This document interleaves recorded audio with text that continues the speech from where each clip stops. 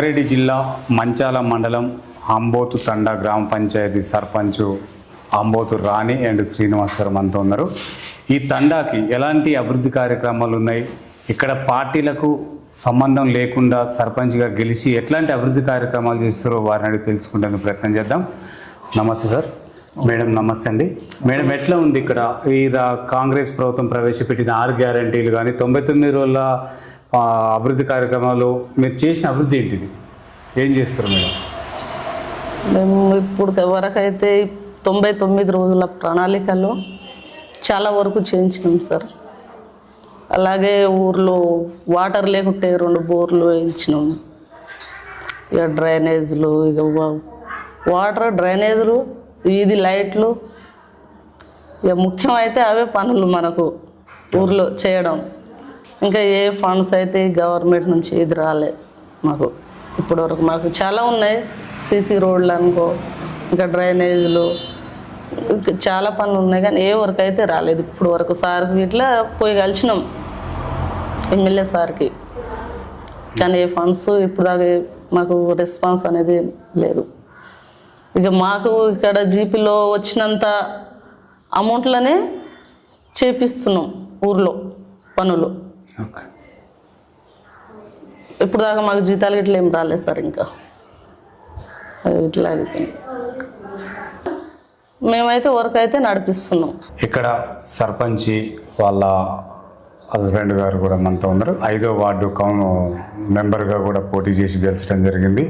Ward మెంబర్గా కూడా అనేకమైన సేవలు అందిస్తున్నామని చెప్పేసి అంటున్నారు. ఎలాంటి సేవలు అందిస్తున్నారు, వారి సతీమణి గారు సర్పంచ్గా కూడా ఉండి ఎట్లాంటి సేవలు చేస్తారో వారిని అడిగి తెలుసుకునే ప్రయత్నం చేద్దాం.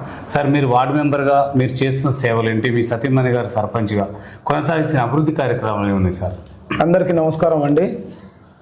మాది వచ్చేసి అంబోతండ గ్రామ పంచాయతీ మంచాల మండలం రంగారెడ్డి జిల్లా. మేము ప్రజెంట్గా ఇప్పుడు అంబోతండ గ్రామ పంచాయతీ నుంచి మాట్లాడుతున్నాము. నా పేరు శ్రీనివాసు, మా ఆవిడ పేరు రాణి. మా ఆవిడ వచ్చేసి ప్రజెంట్ ఇప్పుడు సర్పంచ్, నేను 5వ వార్డు మెంబర్ని. అట్లాగే మేము వచ్చేసి ఇప్పుడు దగ్గర 6 మంత్ అవుతుంది అనుకుంటా పాలక వర్గంలో. నాకు గత 5 సంవత్సరాల ముందే నాకు ఒక కోరిక ఉండేది, ఈ ఊర్లోనే ప్రైవేట్ పాఠశాలలో పని చేసుకుంటూ ఊరికేదో సేవ చేయాలనుకున్నాము. లాస్ట్ టైం కూడా నేను కట్టినాను, 3 ఓట్ల తేడాతోనే ఓడిపోవడం జరిగింది. ఇప్పుడు ఇక్కడ వచ్చేసి లేడీస్కి ఛాయిస్ వచ్చింది కాబట్టి మా ఆవిడని సర్పంచ్గా నిలబెట్టి నేను కూడా ఆమెకు చెదుడో వాదుడుగా గ్రామ పంచాయతీకి మరియు తండకు సేవ చేద్దామనే ఉద్దేశంతో వచ్చినాము. ఈ 99 రోజుల ప్రణాళికలో భాగంగా మేము చూసుకుంటే గత 2 సంవత్సరాల్లో కొంచెం ఎలక్షన్లు లేకపోయేసరికి ఇక్కడ చాలా ఇబ్బందులు ఉండేవి. డెవలప్మెంట్ చాలా కిందకి జరగడం జరిగింది. అందులో భాగంగా మేము రాగానే ఈ వైర్లను ఆనుకొని ఉన్న చెట్లను కొంచెం తొలగించడం జరిగింది. అంతేకాకుండా మా యొక్క గ్రామ పంచాయతీ ట్రాక్టర్ కూడా శీతల వ్యవస్థకు ఉంది కాబట్టి దానికి కూడా రిపేర్ చేపించడం జరిగింది. మొత్తం బాడీ వచ్చేసి కూడా ఇంజన్ మొత్తం పాడైపోయింది, పనికిరాదని చెప్పేసరికి దాన్ని కూడా చెప్పడం జరిగింది. ఇంతకుముందు మా ఊర్లో నీళ్ళ సమస్యలు ఎక్కువ ఉండేది. ఒకటే పైప్ లైన్ ఊరి మీద ఉండేది కాబట్టి మేము ఇప్పటికీ 2 బోర్లు వేపించి దానికి టీ కనెక్షన్ ద్వారా ప్రతి వాడకు సప్లై చేయడం జరిగింది. అట్లాగనే మా ఊరికి ఉత్తర దిక్కున ఉన్న శ్మశాన వాటిక సైడు వెళ్ళాలంటే అక్కడ దుర్వాసనతో కూడుకున్న మోరీలు ఉండేవి. దాని ద్వారా దగ్గర 500 మీటర్లు ఆ మోరీని సాఫ్ చేపించి అక్కడ చుట్టూ పక్కన ఉన్న ప్రాంతం అయితే వేరే దరిద్రంగా అంటే అట్లా ఉంది కాబట్టి దాన్ని కూడా తొలగించడం జరిగింది. ఊర్లో మోరీలు మళ్ళీ రిటర్న్ కొడుతున్న వల్ల మళ్ళీ మాట్లాడి గ్రామ పంచాయతీ నుంచి సపరేట్గా ఆ మోరీ నుంచి వాటర్ బయట సప్లై చేయడం జరిగింది. కరెంటు సమస్యలు ఇంతకుముందు స్తంభాల మీద చూస్తే స్తంభాలే కనిపించేది, కానీ ఒక బల్బు కూడా లేకపోతే ప్రతి ఒక్క స్తంభానికి బల్బులు వేయడం జరిగింది. అందులో భాగంగా ప్రతి వారానికి ఒకసారి మోరీలు సాఫ్ చేయించడము, అట్లాగే ఇక మా పర్సనల్ విషయానికి వస్తే సావులో కానీ శుభకార్యంలో కానీ మా వంతు కూడా సాయం చేస్తున్నాం సార్. నెక్స్ట్ ఈ విధంగా చెప్పుకుంటూ పోతుంటే చాలా కార్యక్రమాలు చేసినాము.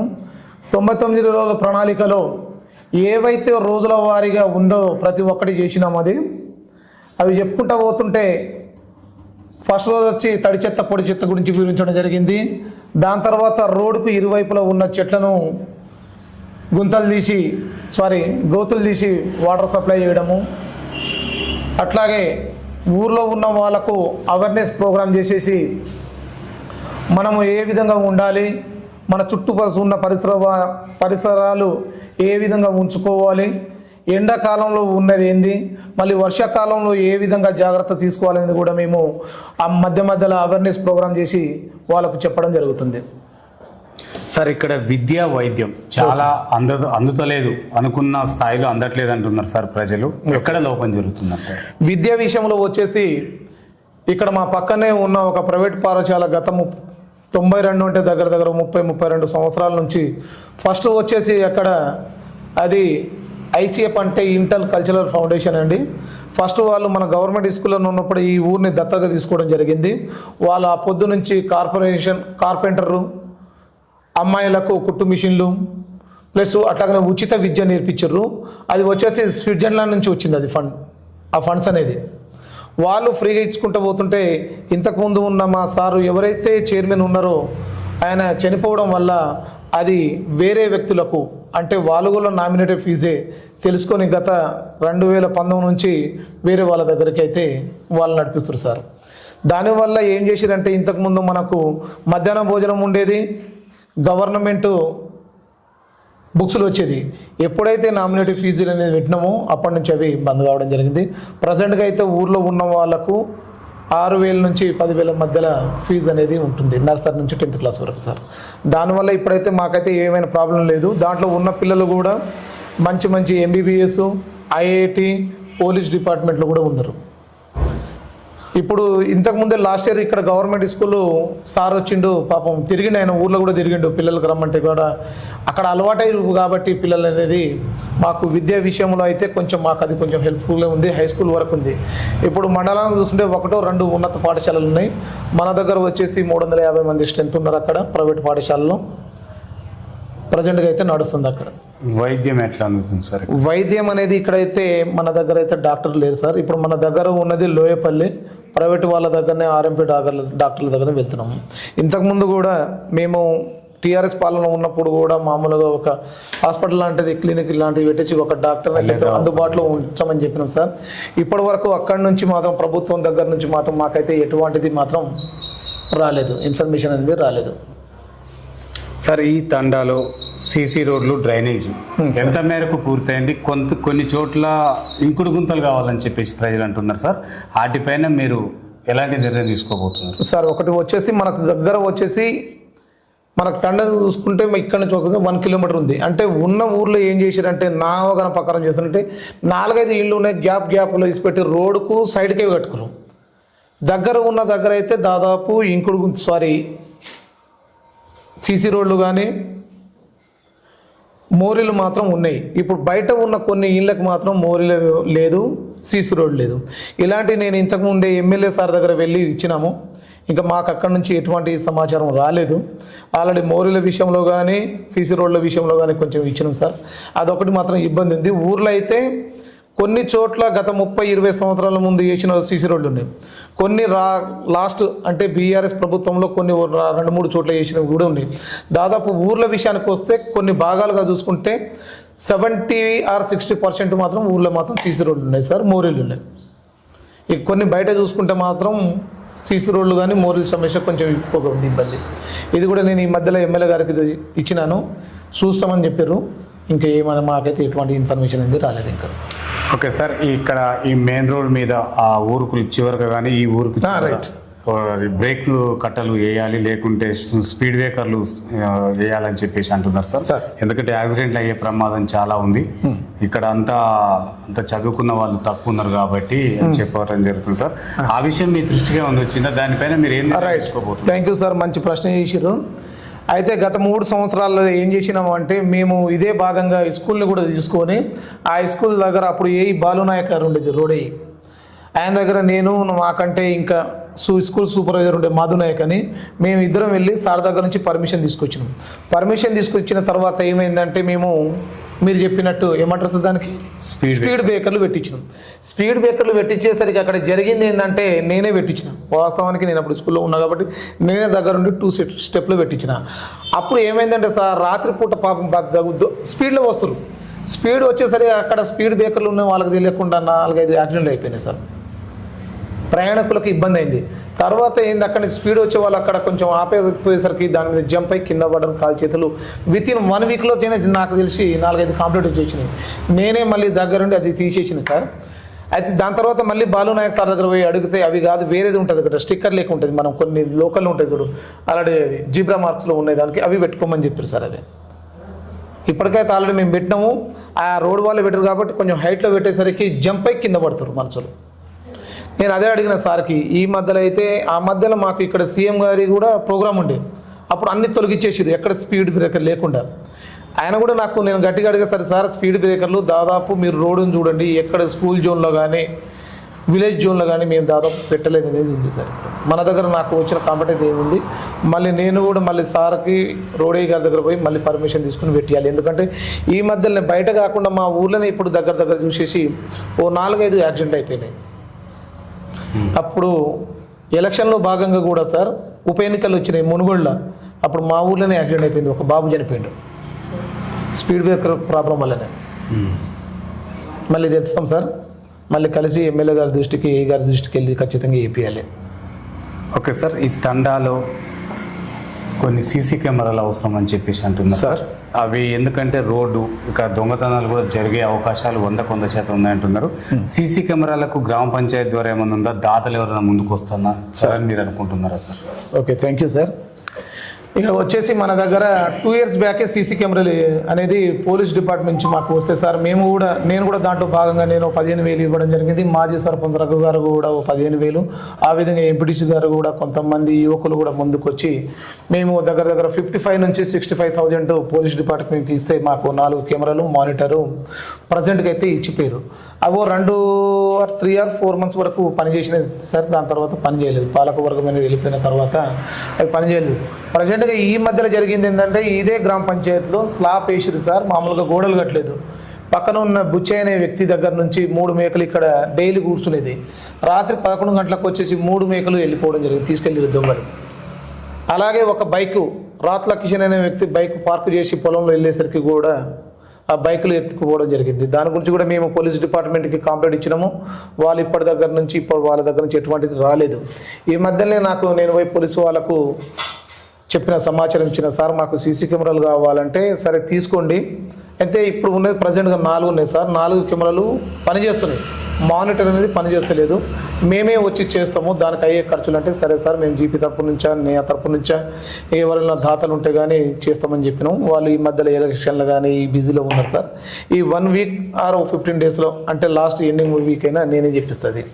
దాంతోపాటు 2 కెమెరాలు అదనంగా చేపిస్తుంది సార్. ఈ మూలకు ఆ కొనకు 2, ఇప్పుడు 4 ఉన్నాయి. ఆ 4తో పాటు ఈ కొనకు ఆ కొనకు ఇంకో 2 కెమెరాలు, మొత్తం 6 కెమెరాలతోనే పెట్టిద్దాం అనుకుంటున్నాం సార్. ఇంకోటి ప్రైవేట్ వ్యక్తుల దగ్గర మానిటర్ ఉంది కాబట్టి ప్రజెంట్గా సర్పంచ్ గారు అంటే గ్రామ పంచాయతీలో ఆ మానిటర్ పెట్టిస్తే అందరికి అనుకూలంగా ఉంటుంది, ఎవరు దానికి ఏం చేయరు. ఓకే సార్, ఇక్కడ నిరుద్యోగ యువత ఉపాధి కావాలని చెప్పేసి అంటున్నారు సార్. ఎందుకంటే ఏదన్నా కంపెనీలలో కానీ ఇంకెక్కడైనా ఉపాధి కల్పిస్తే బాగుంటుంది, ఇది ఎమ్మెల్యే గారి దృష్టికి తీసుకెళ్లాలని చెప్పేసి అంటున్నారు సార్. మీరేమన్నా ప్రయత్నం చేశారు సార్? మేళలు కూడా ఏర్పాటు చేసి దాని ద్వారా అవకాశాలు కల్పించాలంటున్నారు. అదృష్టం ఏంటంటే సార్ మాకు ఈ స్కూల్ ఉండడం కూడా దాంట్లో ఇంగ్లీష్ మీడియం ఉండేది, మా అదృష్టమే. దాంట్లో 100% అక్షరాస్యత ఉంది అంటే నాకు తెలిసి మంచాల మండలంలో అంబతండనే. ఎందుకంటే ఒకప్పుడు 32 years బ్యాక్ అంటే నా బ్యాచ్ వరకు చూసుకుంటే ఇళ్లలో 4 ఉన్న చోట ఒకరేమో బడికి పోయేది, మిగతా వాళ్ళకు పనులు పంచుకునేది. నువ్వు బావులలో పో, నువ్వు బావి కడవో, నువ్వేమో ఐడ్లలో పోయింది, పనులు పంచుకునేది. ఈ స్కూల్ వల్ల ఉపయోగం ఏంటంటే 4 పిల్లలు బడికే పంపించాలి, పెద్దలు పనిలో పోవాలి, పిల్లలు బడిలో పోవాలని నినాదం తీసుకొచ్చినాము. దీంట్లో కూడా అదృష్టం వచ్చేసి మా ఊర్లో కొంచెం చదువు మీద దృష్టి ఉన్న వాళ్ళు ప్రజెంట్గా అయితే కొంతమంది జాబ్ చేస్తారు సార్. కొంతమంది పేరెంట్స్ యొక్క అవగాహన చెప్పక వాళ్ళకి చెప్పక కొంతమంది తల్లిదండ్రులు ఏదైతే వర్క్ చేస్తారో కట్టగొట్టడానికి పోతుంటే కట్టకే పరిమితం అయిపోయారు. ఆటో నడిపించిన వాళ్ళు ఆటోకు పరిమితం అయిపోయారు. అలాంటి వాళ్ళకు కొంచెం ఈ మధ్యలో నేను ఆ మధ్యలో చెప్పుకుంటూ వచ్చిన ప్రైవేట్ పనులు ఏదైనా పెట్టుకోండి, ఇవి పనికిరావు, కొన్ని రోజుల వరకే ఉంటుంది, తాత్కాలికం దీర్ఘకాలికం వరకు ఏదైనా వర్క్ చేసుకోమని చెప్పినాను. ఎందుకంటే వాళ్ళకి ఏంటంటే స్పాట్లో పైసలు కనిపిస్తాయి. ఆడపోయినాం అనుకో, నిన్న పోతే ఈ రోజు వరకు 1000 రూపాయలు వచ్చేస్తుంది. కాబట్టి 90 కాదు సార్, 100% స్టూడెంట్ మాత్రం చదువుకోరు.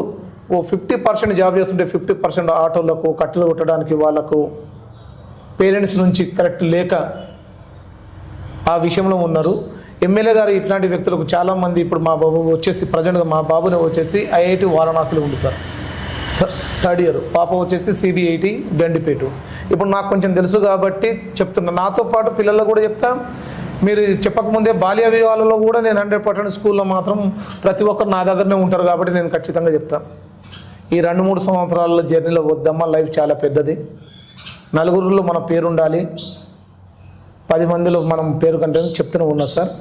ఇది ఇంకా మీరు చెప్పినట్టు ఎమ్మెల్యే గారు మా ఊర్లో 100% ఉంది, అక్షరాస్యత ఉంది కాబట్టి మంచి ఏదైనా కంపెనీలో ఉంటే సార్ మేము 100% పిల్లలకు కానీ ఇక్కడ ఉన్న యువతలు కానీ ఉపాధి కల్పించడానికి మేము రెడీగా ఉన్నాం. ఉన్న వాళ్ళకు కూడా మంచి సోర్సెస్ ఈ విధంగా వెళ్ళండి, ఈ విధంగా వద్దు, మనకి ఇది కాదు. ఇప్పుడు నాకు తెలిసి నా ఆలోచన ప్రకారము మహా అంటే 10 సంవత్సరాల ముందు ఎట్లా ఉంది ఎడ్యుకేషను, ప్రజెంట్ ఎప్పుడు ఉంది, ఫ్యూచర్ ఎట్లా ఉంటుంది, తర్వాత మన లాంటి వాళ్ళు దొరకలేదు. ఇప్పుడు మా అన్నలు చదువుకోలేదు, నేను చదువుకున్నా, నాకు ఉన్న ఇంట్లో మొత్తం నలుగురు చదువుకే పంపిస్తున్నాను. దాని తర్వాత ఏమైందంటే ఇలాంటి యువకులు ఏం చేస్తారంటే చేతి పనికి అలవాటు అయిపోయారు, టెక్నికల్గా పోకుండా చేతి పనికి అలవాటు అయిపోయారు. అట్లాంటి వాళ్ళకు సబ్జెక్ట్ ఉంది కానీ పాపం వాళ్ళకు చెప్పే వాళ్ళు లేరు, ఇబ్బంది పడతారు. కానీ ఎమ్మెల్యే గారు ఇట్లాంటి విషయాలను కొంచెం చూస్తే మా ఊరే కాకుండా కొన్ని ఊర్లలో చాలా ఉన్నాయి ఇట్లాంటి సమస్యలు. వాళ్ళకు మంచి దగ్గర ఉన్న కంపెనీ ఏమైనా ఉపాధి కల్పిస్తే సార్ ఖచ్చితంగా మా యువకులు రావడానికి రెడీగా ఉన్నారు. సార్ మీ యువకులు కోరిన ఇంకో సమస్య సార్, పాత గ్రామ పంచాయతీ ఆఫీసుని లైబ్రరీగా కేటాయించాలి, దాంట్లో కొన్ని బుక్స్ కానీ న్యూస్ పేపర్స్ వేపిస్తే కొంతమంది దాని ద్వారా మారే అవకాశాలు ఉంటాయి అని చెప్పేసి అంటున్నారు సార్. అది మీరు చేయగలుగుతారా సార్? ఈ 6 మంత్ బ్యాక్ సార్ నేను కూడా అదే అనుకున్నా. కొన్ని మనం ఊర్లో ఉన్నాం, కొంచెం చదువుకొని ఉన్నాం కాబట్టి విద్యార్థులకు చేద్దాం అనేది ఉంది. ఇంకోటి ఏంటంటే పాత గ్రామ పంచాయతీ ఉంది, అది శీతల వ్యవస్థకు కూలిపోవడానికి రెడీగా ఉంది. ఎందుకంటే నేను పుట్టకముందు నుంచి ఉంది సార్, అది దగ్గర 75 years ఈ 70లో ఉంది. అది మా పెద్దలు కాదు, మా కంటే పెద్దలకు కట్టిపించరు. ప్రజెంట్గా అక్కడైతే అంగన్వాడీ బిల్డింగు, అంగన్వాడీ నడుస్తుంది, అంగన్వాడీ కేంద్రం నడుస్తుంది కాబట్టి మళ్ళీ పిల్లలకు అనేది ఇబ్బంది అవుతుంది. ఒకవేళ వాళ్ళకు కావాలనుకుంటే నేనే ఇక్కడ, మరి మీరు 1 week తర్వాత వచ్చినా నా దగ్గరకైతే రాలేదు, చేద్దామని చెప్పిన తర్వాత పిల్లలు ఏం చేస్తారంటే వచ్చేస్తారు, నాకు తెలుసు సార్, వచ్చేస్తారు, చదివిరా, చింపేస్తారా, ఇంటికి తీసుకుపోతారు అనేది ఉండాలి. దానికి ఒక్కరైనా మీ ద్వారా నేను నడిపిస్తాను, నేను ముందుండి డిసిప్లిన్గా చూసుకుంటానంటే సార్ నేను రేపటి నుంచే పేపర్లు కానీ కొన్ని బుక్కులు వేయడానికి జీపీలోనే వేయించుకుంటాను. మనకు గ్రామ పంచాయతీ నా గ్రంథాలయం అనేది సార్ మార్నింగ్ టైంలో చదువుకుంటే చాలు. మాకు మార్నింగ్ 10 తర్వాత ఉన్న సిబ్బందులు వచ్చి ఏమైనా చేసుకుంటారు. వాళ్ళు అట్లాంటి ఏమైనా ఉంటే 7 to 9 వరకు పెట్టుకోవడానికి ఏం ఇబ్బంది లేదు. పేపర్ల సప్లై మాత్రం నేను చూసుకుంటాను సార్. రేపటి నుంచి 20వ తారీఖు నుంచి పేపర్లు వస్తాయి. ఇక్కడ ప్రజెంట్గా ఎవరంతలో వాళ్ళు వచ్చి పోయే కాకుండా ఒక విద్యార్థి కానీ ఒక యువకుడుగా వచ్చి నేను చూసుకుంటానంటే ఖచ్చితంగా మేము చేపించడానికి రెడీగా ఉన్నాం సార్. ఎందుకంటే పాత గ్రామ పంచాయతీలో అంగన్వాడీ నడుస్తుంది, పాపం ఆ పిల్లలకు మనం ఇబ్బంది పెట్టలేము. ఆ గ్రామ పంచాయతీ భవనం వచ్చేసింది, లాస్ట్కి అక్కడ వచ్చేసి మనకు ట్యాంకీ దగ్గర ఉంది సార్, లోపల వాళ్ళు ఇంకా కట్టలేదు. అక్కడ అయితే అది అక్కడ షిఫ్ట్ అయితే దాంట్లో వెళ్ళొచ్చు, లేదా దానికి కూలగొట్టడానికి రెడీగా ఉంది సార్. అది ఓకే సార్. ఈ తండాలో సార్ మద్యం, కొంతమంది యువకులు మద్యం సేవించి కొంచెం చిచోరా ఉన్నాయంటున్నారు సార్. ఇక్కడ ఒక మహిళా సర్పంచ్గా ఉండి కూడా మాకు ఉపయోగం లేకుండా పోయిందని కొంతమంది మహిళలు మా దృష్టి తీసుకొచ్చారు సార్. దానిపైన మీరు ఆ యువతకు కానీ ఆ మద్యం సేవించే వారికి ఏం చెప్పాలనుకుంటున్నారు సార్? ప్రజెంట్గా అయితే సార్ మద్యం అనేది మా దృష్టికి అయితే రాలేదు. సరే మద్యం అనేది జరుగుతుందని కానీ మా దృష్టికి అయితే రాలేదు. మద్యం సేవించే యువకులు మాత్రం మేమైతే ఇప్పటివరకు చూడలేదు. ఉన్నారు మామూలుగా, కానీ వాళ్ళు ఎక్కడ దగ్గరనే వైన్ షాప్ ఉంది, అక్కడ సేవించి వస్తురా, లేకపోతే ఊర్లో అయితే బెల్ట్ షాపులు అయితే లేవు. ఉన్న షాపులలో కొన్ని మూసుకుపోతున్నాయి, దగ్గర ఉంది కాబట్టి బెల్ట్ షాపులు చాలా తక్కువ ఉన్నాయి. వాళ్ళు అక్కడి నుంచి వస్తారు కానీ యువకులే మద్యం సేవించి మమ్మల్ని పట్టించుకుంటలేదని మాత్రం నా దృష్టికి అయితే రాలేదు సార్. ఒకవేళ మీ దృష్టికి వచ్చింది కాబట్టి అట్లాంటి వాళ్ళు ఎవరైనా ఉంటే మీ ద్వారా చెప్పేది ఏంటంటే, మీరందరూ ఇక్కడ చదువుకున్న యువకులు యువతులు మొత్తం వచ్చేసి మద్యం మీద అవేర్నెస్ ప్రోగ్రామ్ ఇద్దాము. మీరు ఏ విధంగా మద్యాన్ని నిషేధిద్దామంటే మేము మా పాలక వర్గం మాత్రం ముందుంటాం సార్. ఖచ్చితంగా మీ ద్వారా వాళ్ళకి తెలియపరిచేది ఏంటంటే, మద్యం వల్ల మేము పట్టించుకునే అవాస్తవం అది. మద్యం అంటే మా దగ్గర నియర్ బై అంటే 1.5 కిలోమీటర్ ఉంది. అలాంటివి ఏమైనా ఉండొచ్చు కానీ మద్యం అనేది మా దగ్గర అయితే ఇప్పటివరకు రాలేదు.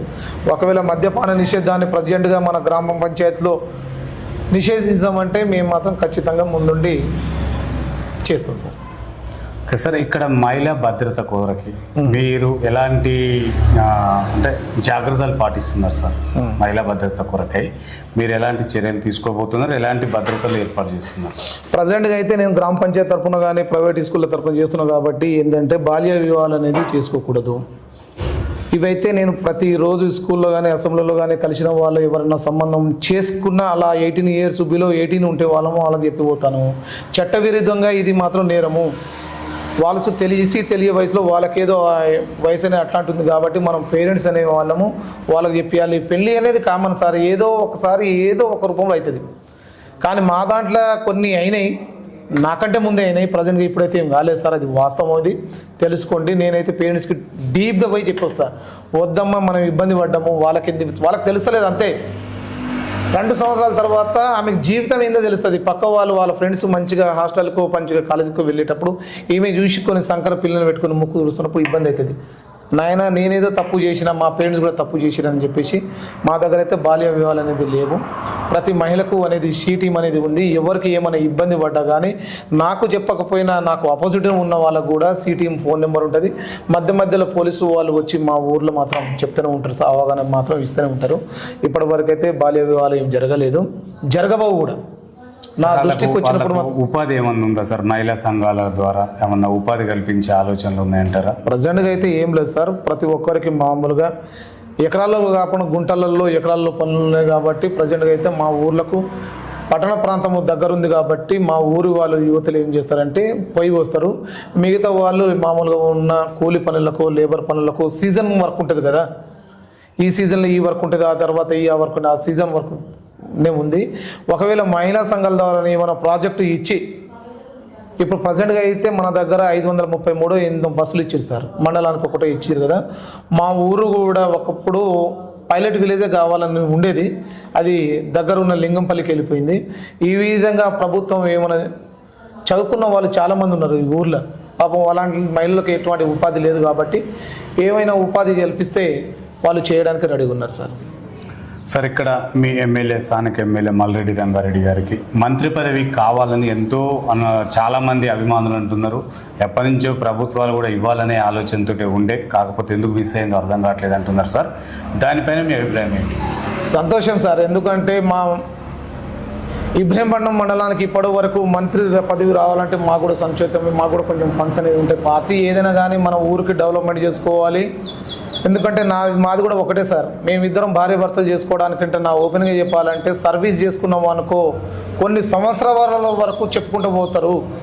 నేను మా వాడికి చెప్పుకుంటూ ఉంటా, ఏమొద్దే ఇక్కడ ఉన్న సిబ్బంది కూడా ఏమొద్దే, భగవంతుడు తెలంగాణలో ఇద్దరికి ఇచ్చిర్రు, నీకు సర్పంచ్ ఇచ్చిండు, నాకు ఆలోచన ఎట్లా వచ్చిందో లేదురా నాయన, నేను కూడా వార్డు మెంబర్గా కట్టుకోవాలి, లోపల వెళ్ళాలి, సర్వీస్ చేద్దాము. నేను ప్రజెంట్గా పుట్టి పెరిగిన ఊరు ఇదే కాబట్టి ఏదో ఒక రూపంలో ఏదో ఒక రకంగా ఎమ్మెల్యేతో మాకు ఎటువంటి విభేదాలు లేవు సార్. పెద్ద మనిషి, ఆయనకు మంత్రి పదవి వస్తే మేము కూడా చాలా సంతోషపడతాము. మేము కూడా మంత్రి పదవి రావాలని కోరుకుంటాము, ఆ దేవునికి ప్రార్థన చేస్తాము. ఎందుకంటే మా ఊరు కూడా కొంచెం మా ఊరితో పాటు ఇబ్రహీంపట్నం తాలూకా కూడా డెవలప్ అవుతుంది కాబట్టి మంత్రి పదవి రావాలని కూడా మేము భగవంతుని కోరుకుంటున్నాం సార్. సార్, మీరు పార్టీలకు అతీతంగా, రాజకీయానికి అతీతంగా స్వచ్ఛంద సేవ ద్వారా కొంతమంది పేదలకు కొంచెం సహాయం అందిస్తున్నారని తెలిసింది సార్. ఆ ఆలోచన మీకు ఎట్లా వచ్చింది? ఎంతమందికి మీరు ఎలాంటి సేవలు అందించారు సార్? ఇక మీరు ఇట్లా మాట్లాడుతుంటే నా రోమాలు ఈ ఇంటికి ఇట్లా నిలబడుతున్నాయి సార్. మంచి క్వశ్చన్ అడిగారు, ఏ విధంగా చెప్పాలనేది. ఇక అది ఎందుకో నాకు అట్లా అనిపిస్తుంది సార్. నాకు ఒకటి చెప్పాలంటే మా ఇంటి కాడ వచ్చిన ఇప్పుడు మీరు బయట పోయి తెలుసుకోండి ఏ విధంగా ఏ ఒక్క రూపంలో సరే ఒకరిద్దరు ఉండొచ్చు 10 మందిలో నాకు ఒక్కరు చెప్పినా చాలు నాకు అనిపిస్తుంది అంతే సార్ పాపం ఆయన దగ్గర లేనప్పుడు నా దగ్గర వచ్చిందంటే ఆ భగవంతుడు ఏదో ఒక రూపంలో నా దగ్గర పంపించండి నా దగ్గర ఏదో ఒక రూపంలో మాత్రం ఏదో ఒక రకంగా మాత్రం హెల్ప్ చేస్తాయి ఏ విషయంలోనైనా నాకు ఇచ్చినది అది ఎట్లా వచ్చిందో నాకు అర్థం కాదు సార్ ప్రతి ఒక్కరికి ఒక పెళ్లి విషయమే కాదు ఫైనాన్స్ విషయమే కాదు హాస్పిటల్లో ఉన్న నిన్న ఒక బాబుకు హాస్పిటల్లో ఉంటే నా దగ్గర లేకపోతే ఇప్పుడు చెప్పుకోవాలి కాబట్టి 2 lakhs రూపీస్ ఇచ్చి పంపించింది నా దగ్గర లేకపోతే వేరే దగ్గర బాబుకు గుండె మీద హోల్ వచ్చేసింది అని చెప్పింది పాపం చాలా పేదవాడు మా వార్డు మెంబర్లే అవసరం అనుకుంటే పాపం ఆయనకి ఇబ్బంది అయితే నా దగ్గర లేకపోతే పక్క వాళ్ళ దగ్గర ఇప్పించి ఎందుకంటే సార్ నాకు వేరే రకంగా వచ్చేస్తుంది అది అంతే అది చెప్పాలి అంటే భగవంతుడు ఇచ్చిండు నా దగ్గర ఉండి ఇస్తున్నా కాబట్టి పాపం వాళ్ళ దగ్గర లేదు కాబట్టి నా దగ్గర వచ్చిండు రూపాయి దాంట్లో ఒక ఆటనే హెల్ప్ చేస్తాం కామనది ఎవరు ఆదర్శం ఎవరు సార్ మీకు?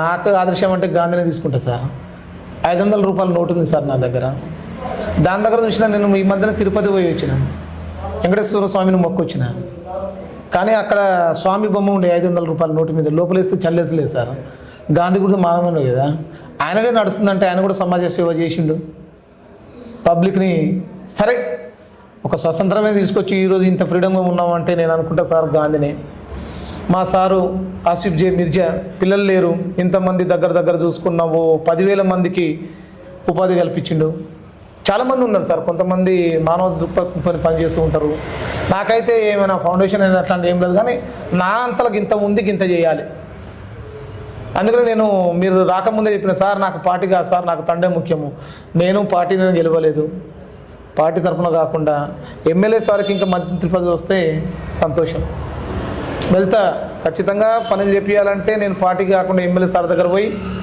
బత్తాడుతానా ఏమైనా చేసి పనులు మాత్రం తీసుకొస్తాను పైన కూడా సార్ దగ్గర కొంతమంది నాకు సార్ మనకు విరుద్ధంగా ఉన్నాడు సార్ ఇట్లా తిట్టారు అంటే సార్ రమ్మంటే వస్తారు సార్ కూడా మంచిగా మర్డర్ చేసిన ఆయన నా దగ్గరనే వస్తాడు సర్పంచ్ నా దగ్గరనే వస్తారు కాబట్టి మంచిగా స్పందించారు వెళ్తా ఈ మధ్యలో కొంచెం సార్ బిజీలో ఉండు ఖచ్చితంగా పోయి మళ్ళీ నా గ్రామానికి నాకున్న తక్కువ టైంలోనే సర్వీస్ చేయించుకోవాలి చేయాలి కూడా ఎవరైనా దాతలు ఉన్నా కానీ ఖచ్చితంగా ఎవరున్నా కానీ వాళ్ళకి ఇచ్చిపెట్టే పరిస్థితి లేదు సార్ మా ఊర్లో కూడా ఆయన సేవ ఏందో కొంచెం కనిపించాలి సార్. రాష్ట్ర ప్రభుత్వం ప్రవేశపెట్టిన 6 గ్యారంటీలు కొంతమందికి కొన్ని ఉపయోగపడతలేవు అందట్లేవు అంటున్నారు సార్ దానిపైన మీరు వారికి ఏం చెప్తారు?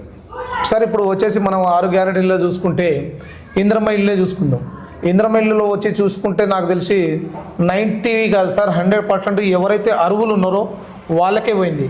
ఇంకోటి నేను ముందు జాగ్రత్త చెప్పేది ఏంటంటే అప్పుడు రాజకీయం అనేది నాయకులు అనేది లేరు ఇప్పుడు నాయకులు ఉన్నారు ప్రజెంట్గా ఇక్కడ సర్పంచ్ పాలక వర్గం నడిచింది కాబట్టి వాళ్ళకు అనుకూలంగా కాకుండా ఎవరైతే అర్హులు ఉన్నారో వాళ్ళకే చెందాలి దీంట్లో పార్టీలు మనోడు వేరుడు పాలోడు కాకుండా ఎవరైతే ఉన్నారో సార్ ఇంద్రమ్మ ఇళ్ళల్లో వాళ్ళకే పోతుంది మాకు వచ్చేసి లాస్ట్ టైం 11 ఇళ్ళు వచ్చినాయి సార్ నేను ఆల్రెడీ మన దృష్టికి తీసుకెళ్ళాలంటే మన దగ్గర మంచాల మండలంలో వచ్చేసి పేద అంటే పూరి గుడిసెలలో కానీ రేకులిళ్ళలో కానీ పెంకుటిళ్ళలో ఉన్న గ్రామం ఏదైనా ఉంటే అది అంబొత్తండనే అయితే నేను ఈ మధ్యలో లాస్ట్ టైము స్పెషల్ గ్రామ సభ జరిగినప్పుడు నేను మన వాళ్ళకి చెప్పింది ఏంటంటే ప్రతి ఒక్కరిని పిలిపించి బ్రదర్ దీంట్లో పార్టీలు వద్దు తండం అనేది మీరు రాగానే అంబొత్తండ అంటే అంబొత్తు వాళ్ళే ఎక్కువ మనం కొట్లాడే బదులు మనం అందరం కలిసి ఓ 50 ఇళ్ళ కోసం కొట్లాడదాం 50 కొడితే ఓ 30 మందికి ఈసారి తర్వాత 20 మంది కంటే దాదాపు ఓ 80-90% కవర్ చేసుకున్నాం అనుకో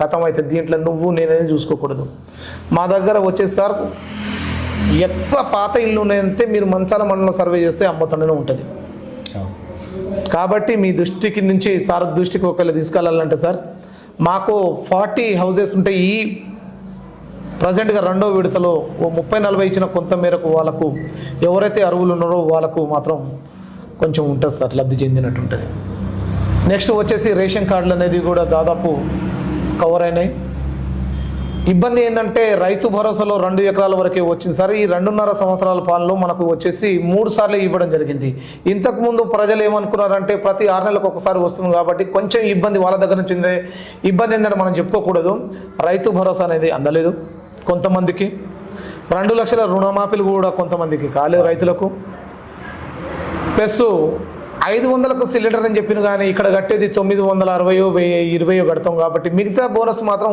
వాళ్ళ ఎవరి అకౌంట్లో రాలేదు. అలా చూసుకుంటా పోతే సార్ కొన్ని ఇంతకుముందు గవర్నమెంట్కి ఇంతకు సేమ్ ఉంది.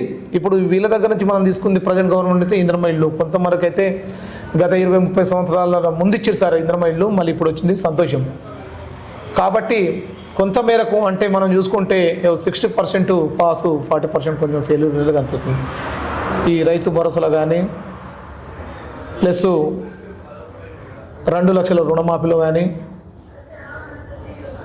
గ్యాస్లో కానీ కొంతమంది భూ సమస్యలు ఉన్న వాళ్ళు కూడా ఉన్నారు సార్. భూభారతి ద్వారా సెట్ అయితే అవకాశాలు ఉన్నాయంటారు.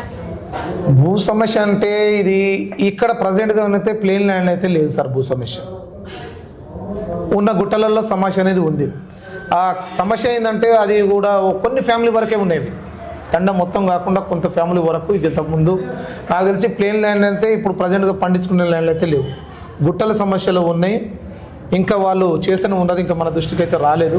కొంతమంది అమ్ముకున్నారు, కొంతమంది అమ్మలేదు అనేది నడుస్తుంది సార్. ప్రజెంట్గా అయితే వాళ్ళ దగ్గర పట్టాలు ఉన్నాయా, వాళ్ళు ఎక్కడి దగ్గర పోతారు అనేది నాకు దృష్టికి అయితే రాలేదు. మళ్ళీ నాకు చెప్తే ఏమైనా ఇబ్బంది అవుతుంది అనుకుంటున్నాము. గ్రామ సభలలో కూడా మీ దృష్టికి తీసుకొచ్చామని చెప్పేసి అంటున్నారు. రాలేదు సార్, గ్రామ సభలలో నా దృష్టికి రాలేదు. నా దృష్టికి వస్తే సార్ సమస్య ఎంతైనా ఇక్కడనే పరిష్కరించుకుంటాము. గుట్టలలో భూములలో సైడ్ పంట వస్తున్న మాటలే విన్నా కానీ ప్రజెంట్గా మీ దగ్గర అలాంటి సాక్షులు ఏమంటే డైరెక్ట్ రమ్మని చెప్పి నా దగ్గరకు అయితే ఎవ్వరు రాలేదు. సమస్యల గురించి వస్తే నేనే వెళ్ళి ఏందనేది తెలుసుకుంటాను. ఓకే సార్, ఈ తండా ప్రజలు ఒకే ఇంట్లో సర్పంచ్ అండ్ వార్డు మెంబర్ని గెలిపించిన వాళ్ళందరికీ ఏం చెప్పాలనుకున్నారు?